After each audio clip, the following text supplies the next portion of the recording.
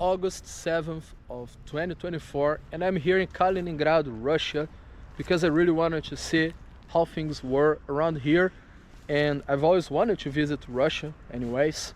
So I said, why not? I was already in the Baltics for 3 months, roughly. I went to Estonia, Lithuania, Latvia first, and then I got here to Russia, and I want to share a few things about here because I see that most people have lots and lots of questions about Russia, and some things that you've heard about Russia, they might be true, but there's a lot of media propaganda, there's a lot of Hollywood propaganda especially, that sometimes make you think that Russia and Russians is going to be different from it actually is. And the first thing I want to say is there's a difference between people and government and politics. So talking about Russian people, I enjoy them, you know. They are being nice with me, receptive, fun, easygoing. A lot of people, and check this little Soviet playground here. Kind of cool, huh? I wonder how many kids that played there in the 60s still living around here. They're probably like 7 years old people who played there as a child. That's crazy how time flies. And as I said, people here, they seem to be really nice.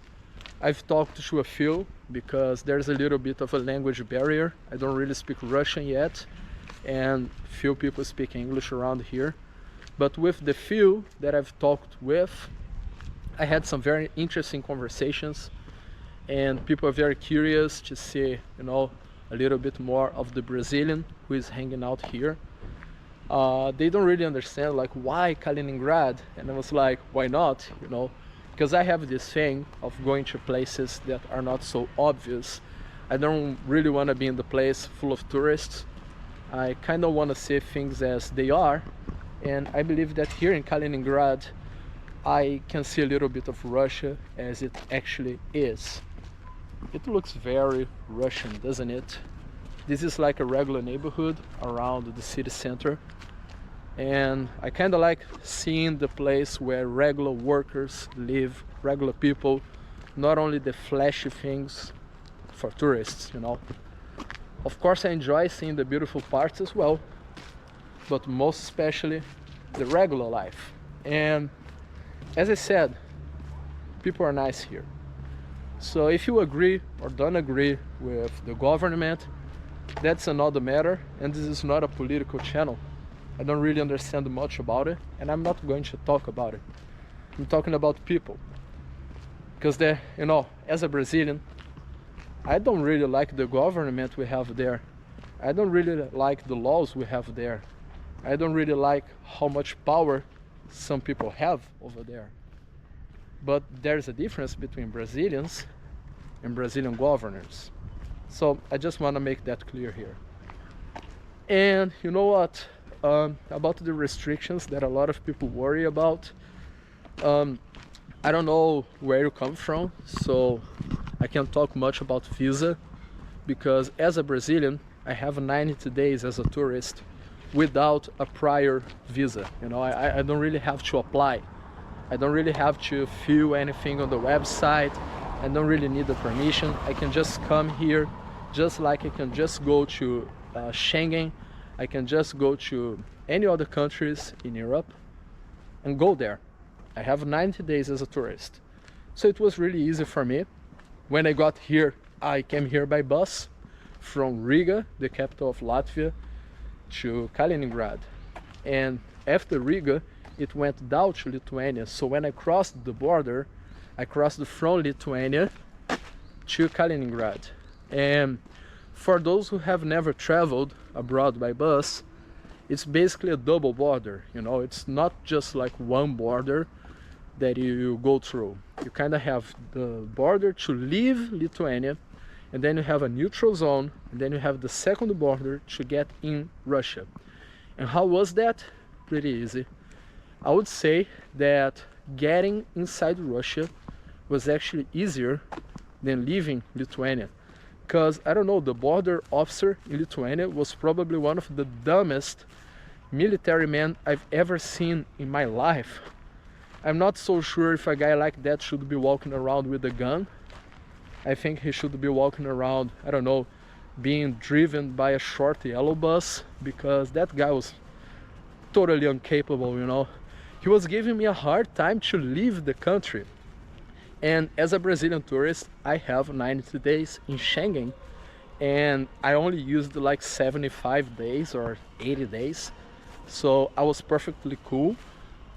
He wasn't giving me a hard time about my visa or anything, but he was like asking me lots of questions to leave the country, and he wasn't asking anyone else.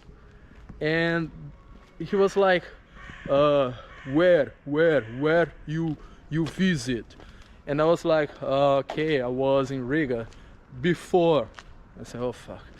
I was in Lithuania before. I was in Estonia before. Hungary before. I was like, Moldova. And I thought he was going to be happy with that, because Moldova was already outside of Schengen, so it's not his business as a patrol officer, as a border officer from the Schengen zone. Because I was in Moldova. Moldova is not even Schengen. It's not his business. And he wanted to know the other countries that I went before to. And that was like the craziest thing, because what is the point? Do I have to tell him my entire life to leave the damn country? And I was like, okay, before Moldova, I was in Romania. Before Romania, I was in Bulgaria. Before Bulgaria, I was in Brazil. Are you happy? And then he was like staring at me like he was going to fight me or something. And I was like, man, what the hell? Like, you're supposed to just ask a few questions, you know, as a formality. You're not supposed to like give a hard time to people leaving your country. I mean, what authority does he have? Can he lock me in the country because he doesn't like the fact that I travel to Russia? It's not his business. He can't stop me. Like, he's a Lithuanian guy. I'm leaving the country. He can't choose where I, a Brazilian, go or don't go. It was just like awful. And he asked me like the dumbest question, like he weren't dumb already, but he managed to become even dumber, because he asked me, do you speak Russian? And I was like, no. Why? I said, come on, why? That's gotta be like the dumbest question ever asked. You ask a Brazilian, why don't you speak Russian? It's kind of like, I don't know, why don't you speak Thai in Lithuania? Why don't you speak, I don't know, some African dialect, being born in Lithuania? Oh, why don't I speak Russian? Because I don't know how to speak Russian. And he was like, okay. And then like after like 5 minutes dealing with this asshole, I went back to the bus, and then the bus drove a little bit more to Kaliningrad's border. And what can I say about the border in Russia? It was much nicer.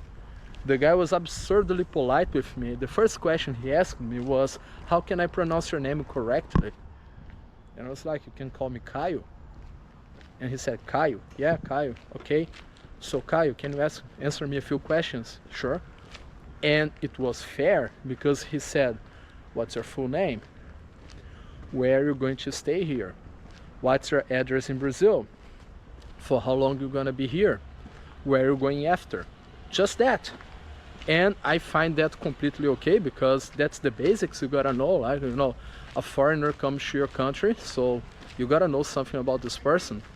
And he was okay with 5 questions. I was okay with that too, because that was the craziest thing to me, like having a hard time to leave a country because the guy was just like not enjoying the fact that I was going to Russia like it was his business. That was just crazy. And it was much easier to get in here than to leave Lithuania. Few people speak English around here, so if you know how to speak Russian, it's going to be much better for you. But even if you don't, you're always gonna find someone who knows English, right? But of course, you can also learn Russian. That's what I'm trying to do. I know that some countries, they're having a hard time to come here as a tourist, because Brazilians don't usually take sides on those major conflicts. So we are on good terms with everyone. So that's why I can come here. I can go to Ukraine. I can go to any European countries, because we are not like participating in the current scenario. But maybe you gotta check about your visa, because depending on where you come from, you might have to apply for a prior visa, or maybe you just can't come here. That's up to you. About Kaliningrad, for those who don't know, it's a Russian territory outside of that big Russian territory, you know. Kaliningrad is surrounded by Poland and Lithuania, but it's Russia, you know, it's Russia normally. Some people think it's kind of like different from the rest of the country, but no. People here are born and raised Russians. They speak Russian, they have Russian roots, Russian food. It's the same as the rest of the country. It's Russian, just like the rest of Russia. The prices here, they're kind of good, because if you check like Russian minimum wage, average wage, it's much smaller than in the other countries around, but it's not like crazily cheap, you know. Of course, if you're American or British, everything's gonna be absurdly cheap for you outside of your country. But if you come from other countries, what I like to do is comparing with the countries around. So comparing with Poland, comparing with Lithuania, it's a bit cheaper, but it's not like crazily cheaper, you know. It's not like you're gonna buy 5 times more things with the same amount of money. About the city, well, this is a neighborhood near the city center. There are nicer areas I'm gonna show in other videos. It's just because I can't show everything in one single video. And actually, if you have any questions about Russia, let me know in the comments, because I don't really know what you guys want to know about Russia. But if you comment asking questions, then I know what you guys want to know about, and then I can bring in the next videos. And about the restrictions, like some apps that are not working here, some websites, some companies, it's BS, okay? Because Russia is a pretty big country. Russia is still on good terms with many other important countries. So usually Westerns, they don't really remember that there is like a whole new world after Russia, if you keep going right on the map. So sometimes you see like, oh, the US, the UK, they are not on good terms with Russia, it's the end of the world. But no, there are so many other countries that are still in good terms with Russia, trading, buying, selling. Things are okay. If one app stops working here, they just create a local one. It's not like the world is going to stop because a fast food chain does not want to be in Russia anymore. They don't really need a fast food recipe to make a burger. They can make their own burgers here. They can make their own coffee here. So the previous owners of those international franchises, all they did was changing the name. So Starbucks, McDonald's, they just have a different name now, but they still serving the same thing, even cheaper. So if you believe that Russian people are crying because a couple of brands are no longer here, because a couple of apps, they believe they are really making a difference by not working in Russia, it's not. It's not. And one thing that I don't believe that those companies understand is the difference between the people and the government, because those things that they are doing, they are not changing anything for the war, for the government. It's basically just punishing the locals, punishing the population, you know. So when those brands try to make it harder to Russia, they're not making it harder to Russia, they're making it harder to Russians. So they are basically punishing people. Yeah, so I think they should take a better look at that. About money, your international credit card is not going to work here. Mine doesn't. You gotta have a local. But here in Russia, you can actually open a bank account as a tourist. It's not hard. And you can always bring money. You can bring money and exchange. Bring your dollars, bring your euros and exchange. And then you go to the bank, create a local credit card, and then you have to find a way of sending money to that credit card. It's not easy, but it's possible. I'm not gonna say here how to do it, because it's always changing. So maybe in 2 months, if you watch this video, it's not going to be the same way to send money. So what is the point of saying? My advice is always try to check what's working right now, because sometimes you see videos on YouTube saying teaching how to send money to Russia, and the video was made like 2 months ago and it's already different now. So you gotta be always checking how to do it. But you know, put some money on your wallet. You can't go wrong with cash. Bring your cash, convert your cash. Then you can take parts of this money, put in the bank, then you can use on the credit card, so you don't really have to walk around with all your cash.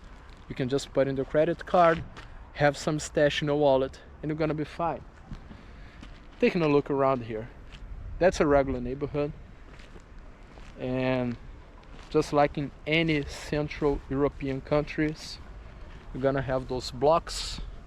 Some of them are renewed, some of them are not, and that's pretty much how it is in Russia right now. But basically, the thing that I wanted to check was how people are, and I can say that people are just like we all are. Regular people, laughing, working, having dreams, having their relationships, having their friends, with their goals. People are living a normal life. So if you think that you're going to come to Russia and it's gonna be like a military parade, soldiers all the way, guns, weapons, no. Take a look around. It's just like it is in any other country, because everything that is happening now is happening there in Ukraine, not here in Russia. Okay, things are normal inside Russia, and I don't believe you're gonna have a problem if you decide to visit Russia. Things will be fine for you.